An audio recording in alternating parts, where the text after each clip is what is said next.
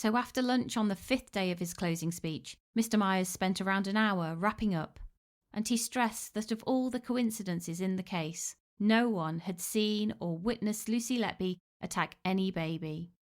We have seen over and over again how the mere presence of Lucy Letby has become the sole explanation for what happened, sometimes without the need for any other evidence at all.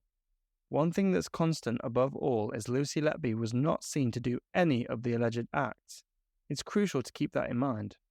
In a case where we have been asked to look at the coincidences by the prosecution, there has to be a coincidence above all others. There's a reason for that coincidence because there's no direct evidence of her doing any of the acts alleged against her. And that reason, however unwelcome in some quarters, is that she did not do this.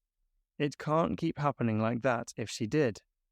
Mr. Myers said she was a dedicated nurse who'd worked on the unit for years before the alleged attacks began. The only thing that changed in 2015, he said, was the number of babies being admitted to the unit and the fact they had more serious health problems.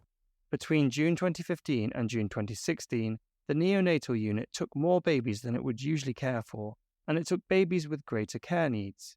You have heard that repeatedly. And in that same year, there was an increase in the number of deaths and type of collapses you are looking at in this trial. What did not change was Miss Letby. She had been a neonatal nurse for years. That was what she was dedicated to. She cared for hundreds of babies.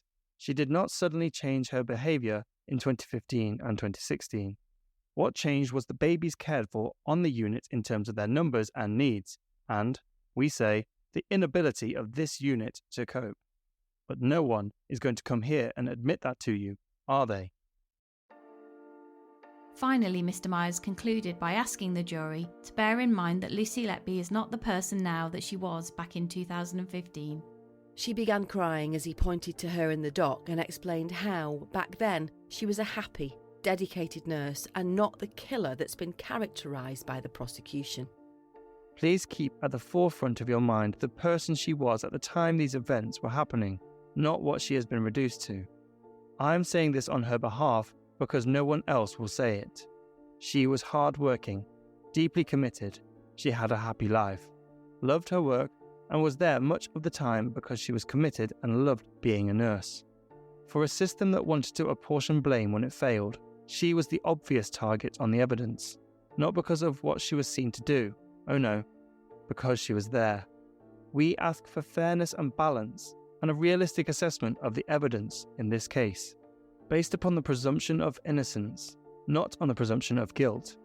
And if you do that, you will reach the right verdicts. We say that the right verdicts are verdicts of not guilty, and those are the verdicts we ask you to return.